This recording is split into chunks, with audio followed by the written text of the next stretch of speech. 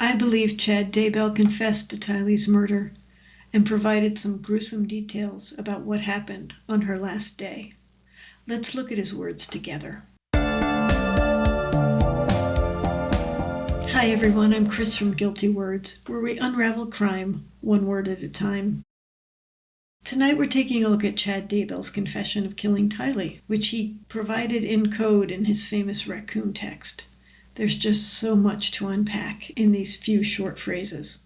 Before we begin, I do want to give a trigger warning that we're going to discuss some very disturbing topics, and please guard yourself emotionally. Here's what I think happened based on what I see in Chad's writings. I believe Alex and Lori convinced Tylee to go with Alex to Chad's property that morning. Some kind of pretext, maybe she would get to go to Del Taco with him afterwards. He may have even said, I have to go help Chad burn some branches. When they got there, they went in the back entrance on the east side. Alex got out, and I think he and Chad started putting tree branches into the fire pit to get them lit. Tylee, in the meantime, probably wanted to stay as far away from Chad as possible, and so she went for a walk along the fence. Chad took his gun, got up close to her, and shot her in the face. Afterwards, he and Alex dismembered her, burned her remains, and buried them in the pet cemetery. Now, where am I getting all this from? Chad. Let's take a look.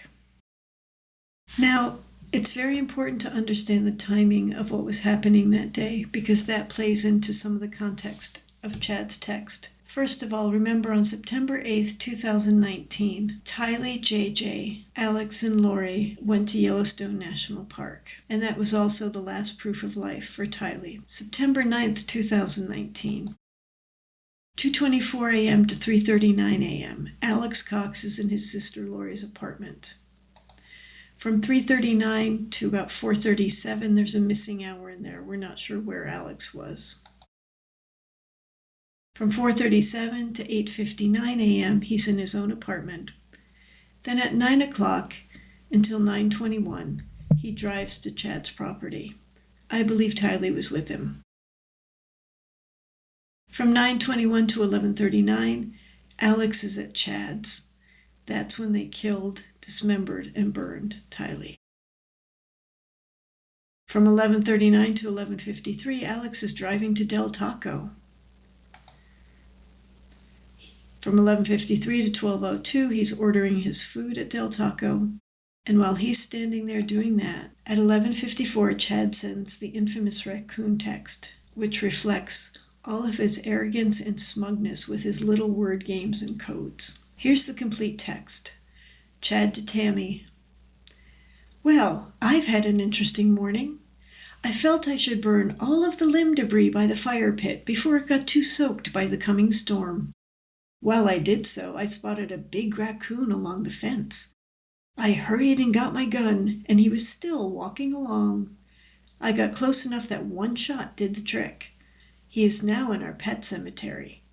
Fun times. First of all, Chad sent this text to his wife. He wasn't texting Lori. He wasn't texting anybody else. This stood out to detectives because investigators indicated it was long compared to most of or all of the other texts that Chad and Tammy would exchange. This was a very chatty text for Chad. But I wonder why send it at all? Why did he need to tell this to Tammy at that particular moment? What was the point? He could have just said when she got home that night, oh yeah, burned some branches and buried a dead raccoon. Why this text and why to her? I think it plays into Chad's inside joke mentality and shows his arrogance. He wanted to send a text that would have so much double meaning that he could laugh at his wife for not getting the joke, because that would be just like him to disrespect her like that. But also he could have that sense of superiority that through his clever wording, he fooled her and anybody who might ever read the text. Except though Chad's a writer, he's a terrible one. And he's not that good with word manipulation. His codes and all his little jokes are pretty easy to see through. And he admitted a lot with this text. Well, I've had an interesting morning. That word interesting in the United States has become a colloquialism or a saying. and its meaning is entirely dependent on the tone with which it's used. Now, in a text, we don't have tone, so Tammy would naturally default to the common meaning of interesting, which is not boring. For Chad to say, I've had an interesting morning, would just mean I did something that held my interest. Chad means a lot more than that. He can smile to himself thinking he's describing the horrific things he just did as interesting. I felt I should burn all of the limb debris by the fire pit before it got too soaked by the coming storm. There's so much in this one sentence. First of all, look at the tone of it. It is very, very formal. Most people would just say, I decided to burn the branches before the rain. But no, I felt I should burn, like it was some deep conviction. Yeah, it probably was, because you had to get rid of the evidence. So I felt I should burn all of the limb debris by the fire pit. Now we know limb debris is a deliberate choice of words because it wasn't branches he was burning, it was Tylee's limbs. That's just a sick play on words for him. What's really interesting here too is the word the. All of the limb debris by the fire pit. Now the way he phrases this, it means Tammy's going to recognize what he's talking about. He's not saying, I gathered up some branches, put them by the fire pit, then I was going to burn them. No, burn all of the limb debris by the fire pit. So it was already there. He had already gathered branches by the fire pit, and she'd seen them. He had premeditated this as part of his plan, or his blueprint, as he calls it in one of his phone calls with Lori. So the branches were already by the fire pit. I don't think it's a stretch to say that maybe the premise to get Tylee there was Alex said, oh, I just have to go help Chad burn a few branches. I could see them both making a sick joke like that. The limb debris by the fire pit before it got too soaked by the coming storm. There was rain coming on Tuesday morning. This is happening on Monday, remember? And then it was supposed to clear up Tuesday afternoon. It's another play on words. Instead of just saying before the rain, he says the coming storm.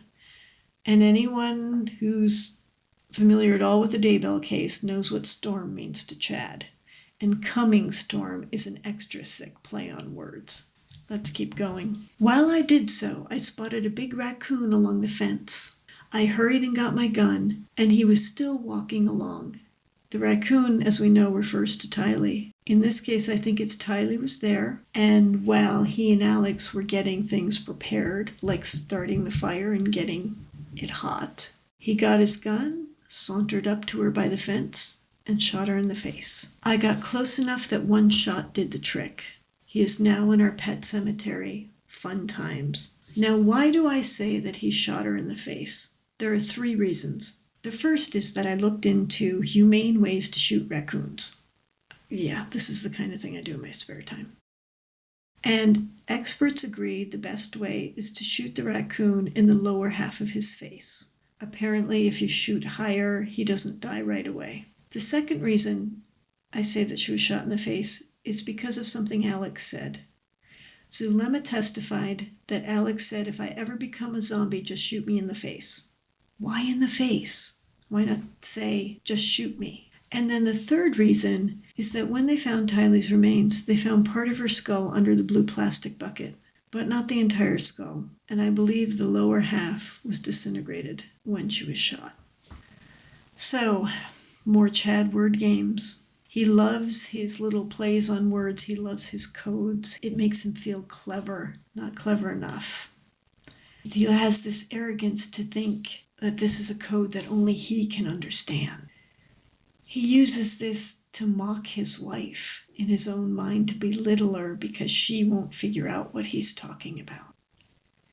I think he shot Tylee in the face as she was walking along his fence.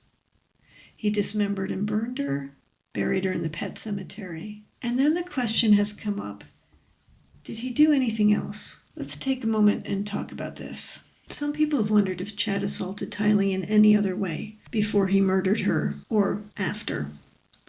And I'm aware of the irony of me speaking in code about a man who loves his little codes, but I have to do that for YouTube. I don't think he did assault her in that way. Now, I know he uses the phrase coming storm, and I know he spoke of Zulemma's previous life where she was attacked and dismembered. I think he has violent fantasies along those lines, but I don't think he acted out the first part of that fantasy with Tylee. And the reason is, if my theory's correct and she was there with Alex, there wasn't time. And I don't think Chad would have done that with Alex watching.